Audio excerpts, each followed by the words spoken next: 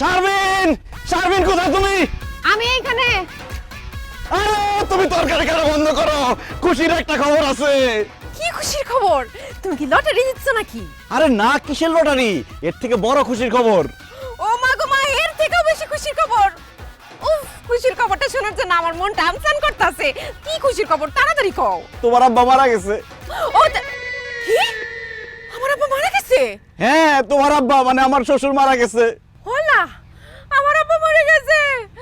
আল্লাহ গো, আমার আব্বা বলে মরে গেছে গা। আমার এত বড় সর্বনাশ হয়ে গেল। আমার এতিম করে আমার আব্বা চলে গেল। এখন আমার কি হইব? কে আমারে আদর কইরা? ও শারমিন মা কই ডাকবো গো। আহা শারমিন, এরকম একটা খুশির দিনে তুমি মরা কান্না শুরু করলা কেন? চুপ করো, আমার আব্বা মারা গেছে। আমি কান্নাকাটি করব না তো কি নাচানাচি করব? অসভ্য ইতর বদমাইশ ফাজিল লোক। এই, আমার বাপ মারা গেছে, তুমি কিভাবে বললা যে এটা একটা খুশির খবর? আহা, তোমার তো কোনো ভাই নাই। তোমার বাবার সহায় সম্পত্তির মালিক এখন কে হবে? তার মেয়ের জামাইরা। আর একজন মেয়ের জামাই হিসেবে এটা আমার জন্য খুশির খবর না? ওরে আল্লাহ, কত বড় স্বার্থপর। আমার আব্বা মরে গেছে আর সে আছে সম্পত্তি লইয়া। আমি এতদিন এই দিনটার অপেক্ষায় ছিলাম যে কবে তোমার বাবার সহায় সম্পত্তির মালিক হব আমি। আরে সেই মহেন্দ্রক্ষণ চলে আসছে, আমার যে কি খুশি লাগতেছে। আব্বা গো। আরে এখন এসব মরা কান্না বাদ দিয়া তাড়াতাড়ি তোমাদের বাড়িতে চলো, নাহলে তোমার বোন আর ওই হারামখোর দুলাভাই এসে সব সম্পত্তি দখল করে নিব। তাড়াতাড়ি আসো। আরে আগুন জ্বলতেছে তো চুলায়। আরে আগুন নিভাও তাড়াতাড়ি।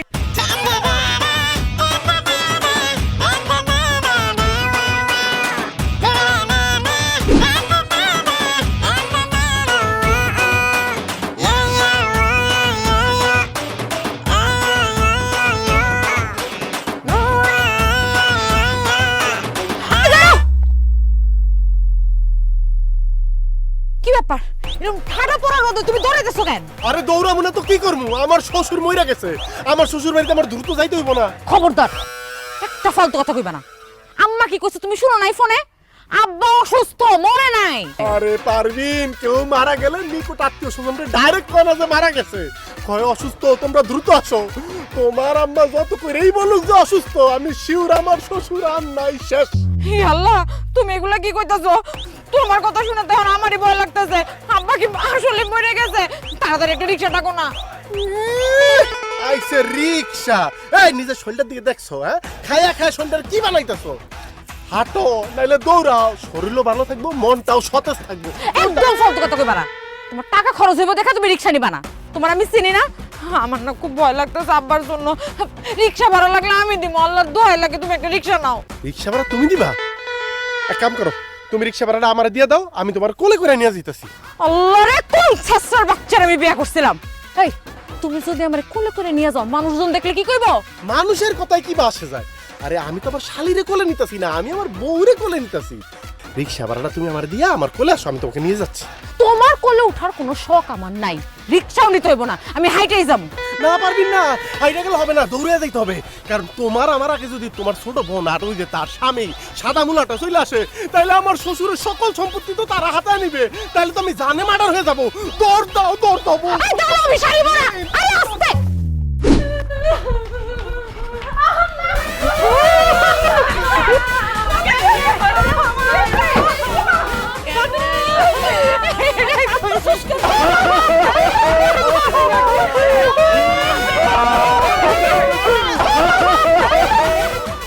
জামাই, তোমরা কান্দছো কেন? কি হইছে? আব্বা আপনি? আব্বা আপনি এখনো মরেন নাই? হেই, কি ফালতু কথা বলছো? আমি মরি নাই মানে? আর আমি যদি মরে যাই তাহলে তোমার সামনে দাঁড়ায় আছে কেমনে কইরা? তাও তো অবশ্য ঠিক, আপনি মরে গেলে তো আমার সামনে দাঁড়ায় থাকতে পারতেন না। এই আম্মা, আপনি এটা কি কাজ করলেন? ফোন দিয়ে এমন ভাবে কান্নাকাটি করে বললেন যে আব্বা অসুস্থ, আমি তো ভাবছি আব্বা মারা গেছে। দেখেন আব্বা, দেখেন আপনার ছোট জামাই সে সব সময় স্মরণ স্বপনে আপনার মৃত্যু কামনা করে, অথচ আমি আপনার বড় জামাই। আমি সবসময় আল্লাহর কাছে দোয়া করি, হে আল্লাহ, আমার প্রিয়তম শ্বশুরকে তুমি 1000 বছর লক্ষ বছর বাঁচায় রাখো। এই মেয়ে, তুমি কি ব্যাককল গাধা? হ্যাঁ, আরে আমার শাশুড়ি আম্মা বলছে সে অসুস্থ, তুমি তার মাইরা ফেলাই দিলা। এই চুপ করেন তো, আপনার তো কথাই হয় না। আপনি কথা বলার আগে মুখের মধ্যে একটা সোনো মাইরেন। আপা কি আপনার রাত্রের বেলা খুঁজে পায় না? টর্চ লাইট দিয়ে খুঁজতে হয়। এই, তুমি কি করতে চাও? আমি কালা কালা গলার মালা, আর তুমি সুন্দর গাছের বান্দর। এই মিয়া, এগুলি কি পরে আইছো? এদিকে কোনো জামা কাপড়ের কাপড়ে পরে দেখলে তো মনে হয় 3 বেলা গাঞ্জা খাও, হিরোইন খাও। একটা হিরোইন কি মিয়া? নাকের মতো একটা ছেলের আপনি হিরোইনচি বলতেছেন?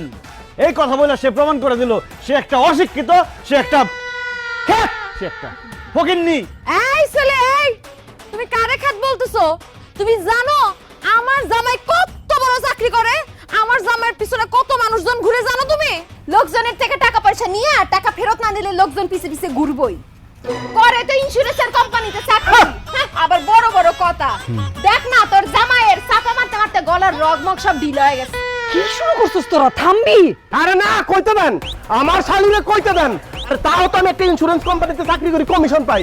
তোমার জামাই করে নাকি একটা বেকার ভাদাইন না? এই খবরদার, আমার বেকার ভাদাইমা বলবেন না। আমি ব্যবসায়ী, আমি নিজের কাজ করি, যখন খুশি তখন করি। আর আপনি তো আরেকজনের চাকরি করেন, চাকর কোথাকার? আমি চা করিলে তুই ফকির মিসকিন ভিক্ষা করে খাস। আমি ফকির মিসকিন ভিক্ষুক ধরা পারে একদম মেরে ফেলাবো। কিন্তু আমি ফকির মিসকিন ভিক্ষুক হলে আপনি কি চোরের মতো যে হারায়? চোর! আমি চোর! আরে বাবাজি তোমরা থামো না, দোহাই লাগে তোমরা একটু থামো, ঝগড়াঝাটি বন্ধ করো। চলো ভিতরে চলো, তোমাকে দুজনের সাথে আমার জরুরি আলাপ আছে। আসো আসো। আব্বা আমার মাফ করবেন, এই অশিক্ষিত ছোট লোক যেখানে আছে সেখানে আমি এক মুহূর্ত থাকবো না। শারমিন চলো। আরে তোর মতো ফাউল হিরোইন জানা আছে, হ্যাঁ না, আমি এক মুহূর্ত দেখব না। এই পারবিন চলো। না না না না জামাই বাবাজি, হে কি বলতেছো তোমরা এসব? আরে তোমাদের শ্বশুর আব্বা তোমাদের সাথে জরুরি কথা বলবে তো। এরকম করো না বাবা, যাইও না বাবা, যাইও না। না না, মা শুনতে পারবো না, আমার জামাই অনেক ব্যস্ত। আমার জামাই তার থেকে বেশি ব্যস্ত। আব্বা তাহলে আমরা যাই। আব্বা আমরাও গেলাম। আচ্ছা ঠিক আছে, যাইবা যখন যাও, কিন্তু আমি তোমাকে ডাকছিলাম আসলে আমার সব সম্পত্তি দুই জামাইরে ভাগ করে দেওয়ার লেগে। ঠিক আছে, তোমাকে তো তারা, তোমরা আজকে যাও গা, পরে যদি পয়সা থাকি আসলে তখন বন্টন করে যে বলি। আপনি সম্পত্তি ভাগ করে দিবেন, আমার কোনো কাজ নাই আব্বা। আমি এখানে আছি, আমি একদম ফ্রি। দুলাভাইয়ের যেহেতু অফিস আছে, দুলাভাই যান। আয় হায়, কি আসানুক ব্যাপার! অফিস থেকে মেসেজ আসছে অফিসের ইন্টারনেট বন্ধ, 7 দিন ব্যাপী অফিস বন্ধ থাকবে, সার্ভার ডাউন। আব্বা আমি কোথাও যাবো না, আমি আপনার কাছেই থাকবো। আব্বা এটা